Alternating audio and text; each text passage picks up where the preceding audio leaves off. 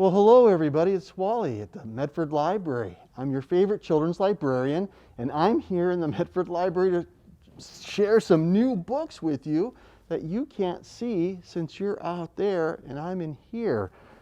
I miss you being here, and I'm gonna put my nose down a little bit. My mask is, there's my face. Oh no, I'm gonna go ahead and do some stories with you right off the new bookshelf. We've gotten some really fantastic titles in, and I'm sorry you're missing out on them, but I'll share some that maybe you can go ahead and place on hold and have them sent to sent here to the library. You can pick them up and read them at home. But in the meantime, let me read a few to you. The first one I really liked quite a bit. This one is called Gustavo, the Shy Ghost, and this one is by Flavia Drago. What I liked about it is it reminds me of Dia de los Muertos, which takes place around October 31st, November 1st. It's still a little ways away, but this is a fun story, and I think it won't give you the chills. Gustavo the Shy Ghost. Oops, you know what I need to do? I need to put some glasses on. Let's get reading, shall we? Gustavo was a ghost. He enjoyed doing the normal things that paranormal beings do, passing through walls and making objects fly, glowing in the dark. Typical ghost stuff. But there was nothing in the world that he loved more than playing the violin. Well, almost nothing. Gustavo was secretly in love with Alma, the prettiest monster in town. But he also had a problem. You see, Gustavo was so shy that some things felt incredibly difficult for him. And the worst part of it? Making friends was terrifying. Gustavo had never dared to speak of any of the other monsters. He tried getting close to them in many different ways. There he was trying to become a balloon and became a little kickball. Do you think any of that worked? But even when he was right in front of them, he was pretending to be a sheep. They just couldn't see him. Gustavo longed to be part of something. More than anything, he wanted to make a friend. I have to be brave. I have to let the others see me, he thought. Poor Gustavo. So he decided to send a letter, a very special one. Dear Munsters, I would like to invite you to my violin concert, which will take place at the Day of the Dead party next full moon at the cemetery. I would be thrilled to see you there. Gustavo the Ghost. Would you go? I think Gustavo's pretty serious about making friends. As the days went by, Gustavo couldn't stop thinking, what if no one shows up? What if they don't like my music? What if they don't like me? Except tonight was the night, and this time he couldn't hide. But not a soul had come. So, all alone, Gustavo did what he loved most, and the music made him happy. So happy that he glowed. Oh, how he glowed. Gustavo! We're so sorry we're late. We wanted to get you flowers, but we got lost instead. And then we heard your music, and then we saw your glow. We really loved your concert. Would you like to hang out with us? And Gustavo smiled. And from that moment on, Gustavo's life changed. And everyone discovered that even if he didn't talk much, he was the best at helping and protecting his friends. But mostly, Gustavo never stopped surprising them. and they never stopped loving him. And there they are, doing all sorts of fun things that friends do. I hope that you can find good friends between now and Dia de los Muertos. How about a book about dressing up? I love Olivia books. This one is called Olivia and the Fairy Princesses. Do you remember Olivia's author? I didn't until right now. It's written and illustrated by Ian Falconer. Are you ready? Let's go. Olivia was depressed. I think I'm having an identity crisis, she told her parents. I don't know what I should be. Well, said her father, you'll always be my little princess. That's the problem, said Olivia. All the girls want to be princesses. At Pippi's birthday party, they all dressed in big, pink, fluffy skirts with sparkles and little crowns and sparkly wands, including some of the boys. I chose a simple French sailor shirt, matador pants, black flats, a strand of pearls, sunglasses, a red bag, and my gardening hat. Do you think she looks like a princess there? She looks like she's having a lot of fun. Why is it always a pink princess? Why not an Indian princess, or a princess from Thailand, or an African princess, or a princess from China? See all the different kinds of princesses there. There are alternatives. For the school dance recital, everyone was trying out for the fairy princess ballerina, even a couple of the boys. But Olivia, said her mother, I seem to remember last year you wanted to be a ballerina. That's when I was little. I'm trying to develop a more stark, modern style. And she's trying to be one of her favorite dancers. Olivia, it's time for your bath, said her mother. And on Halloween, said Olivia, what did all the girls go as? Princesses, asked her mother.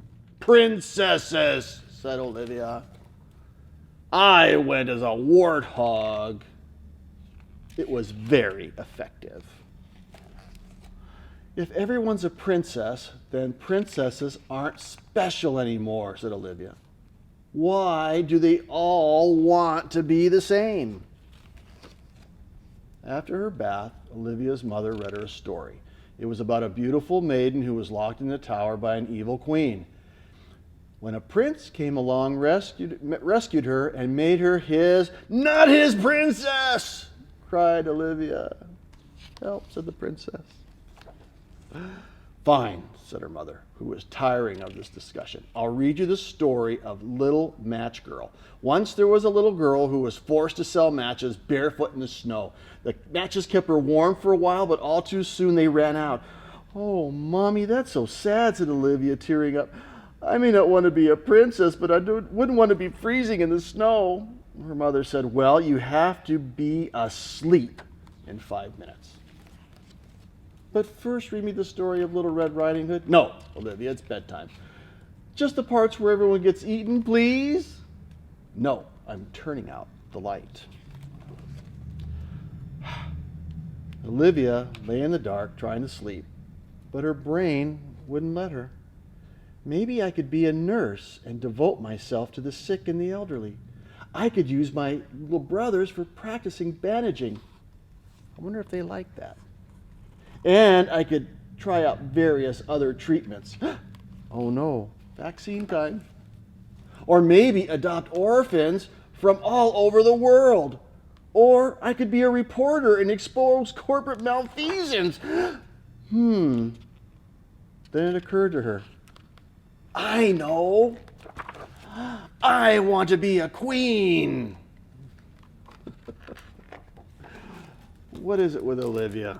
I like her imagination. This was Olivia and the Fairy Princesses. Be sure to put it on hold. Wasn't that funny that there were 2 stories that they mentioned Halloween?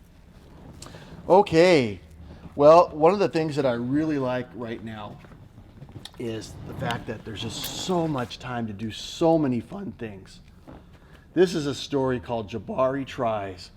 You know, it looks like a little experiment going on in his yard. What do you think? Let's find out. Jabari Tries by Gaia Cornwall. And, oh, the little thing he tried to launch crashed and burned there in the yard. Well, let's find out some more. I am making a flying machine today, Jabari told his dad. Wow, said his dad. Me, said Nika. My machine will fly all the way across the yard, said Jabari. It'll be easy. I don't need any help. Well, he has his plans and he has his wagon full of parts. Jabari built an excellent ramp. He put his flying machine at the very top, whoosh around and up it went and crash. His machine did not fly. Maybe it's too heavy, said Jabari. Me, said Nika, his sister. Not now, Nika, said Jabari. I am concentrating. I need something to make my machine go up. He thought about how inventors have to use their creativity and how engineers and scientists work to solve problems. And there he has Lewis Howard Latimer and Dr. Flaussy Wong Stahl and Roy Alea and Dr. Shirley Ann Jackson. These must be all of his heroes. Jabari gathered up all his tools. He prepared his space. He sketched and he planned. I think the ramp has to be big, Jabari said. Really, really big. After a lot of building and stacking and hammering and sticking, Jabari was ready. Zip and flip and whoosh and around and up. Me, said Nika. Nika, don't, you'll break it. Smash. I don't think she got in the way. Poor Jabari. You know, I bet Nika would love to help you out, said his dad. Jabari looked at Nika.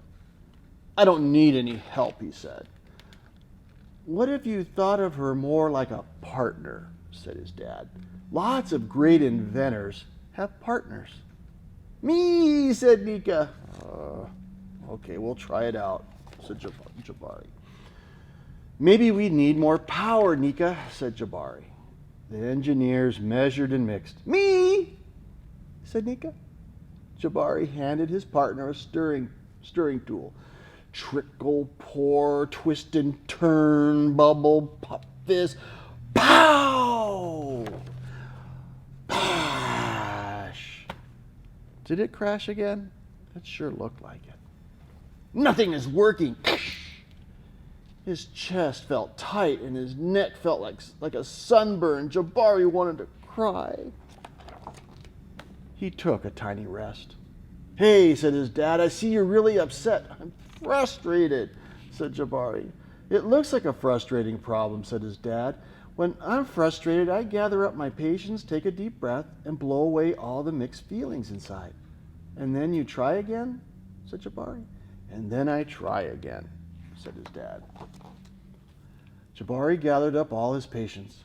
He closed his eyes and took a deep breath. He blew away all his muddy feelings.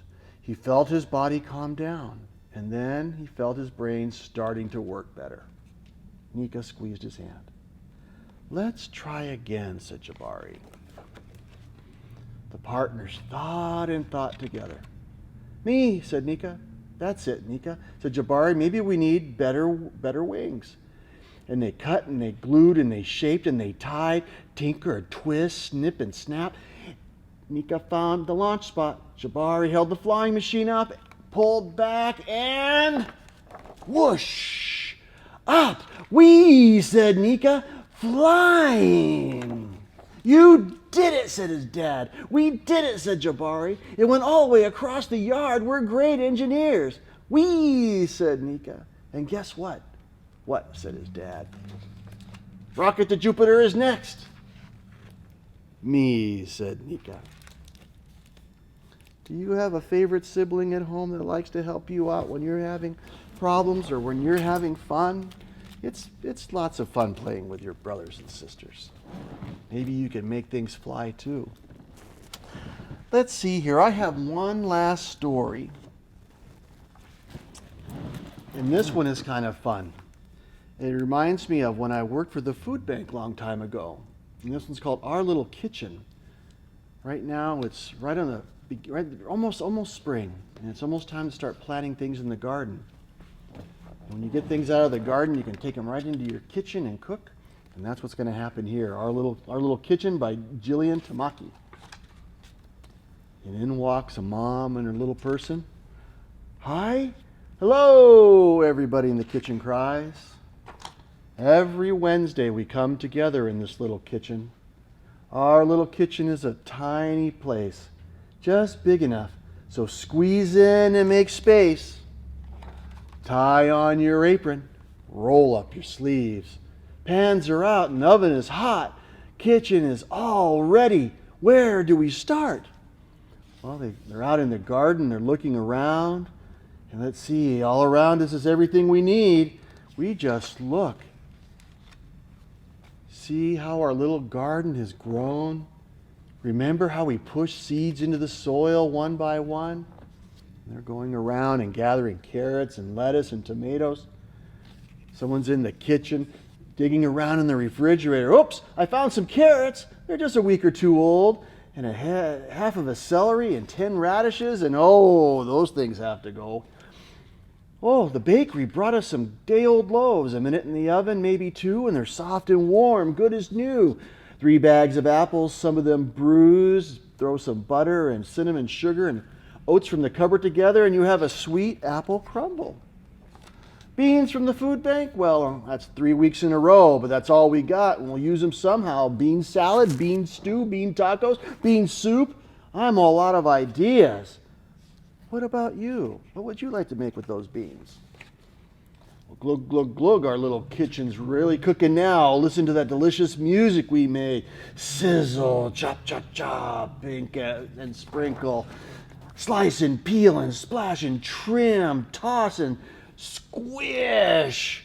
All those fun sounds that you can make in the kitchen. Taste it. 15 minutes. Here come some early birds. Grab your favorite seat. Hey, how's life treating you? Good to see you. New haircut. Start putting things out. Forks and knives and spoons. Roll it up tight. 10 more minutes. And still so much to do. Behind you, watch out, salad coming through. Those who don't cook don't get to complain. Well, it's not perfect, but it's the best I can do. 10 minutes left. Let's wrap it up, crew. Already can't be. Where's the salt? Where's the cheese? One more sec, please. No, no, no, no, no. Our neighbors are waiting. I mean it. Let's go. Everyone says. Cozy up to the table. Fresh vegetables and salad. Big pot of bean stew. And the best sound in the world is... yum. And folks, sharing food and talking is one of the most wonderful things in the world. Is your body warm? Is your belly full? One little kitchen can't give us all that we need, but seems to take care of people just fine, don't you think? Okay, time to clean up. And they do. That's our little kitchen. I'm going to go ahead and share with you just a couple books that I have on the shelf that I think you might like to see later on. This one is a nice companion to our little kitchen. This was called How Does My Garden Grow by Gerda Mueller. And what's nice about this is it kind of takes you through the year of a garden and all the different things that go on, taking care of compost and mulch and growing flowers, how different people take their food off to the market, working with your garden plot and digging it up. It's really wonderfully illustrated, and it has lots of little factoids. I think you'll love it. And then this one was really goofy and fun. This one's called Breaking News, Alien Alert. And mysterious things are happening in the neighborhood. An alien ship whisking all the animals up into space, and everyone is panicking. Well, not everybody. It looks like the animals were on board and they had a lot of fun. Let's find out exactly what the aliens and the animals do together up there in space with Alien Alert. Well, thank you for coming to the library again today, boys and girls. It was so good to see you. I look forward to having you come back in so we could do story time together. In the meantime, this was a lot of fun. I look forward to recording some more stories for you again soon. You take care now. Bye-bye. Be sure to wear your mask.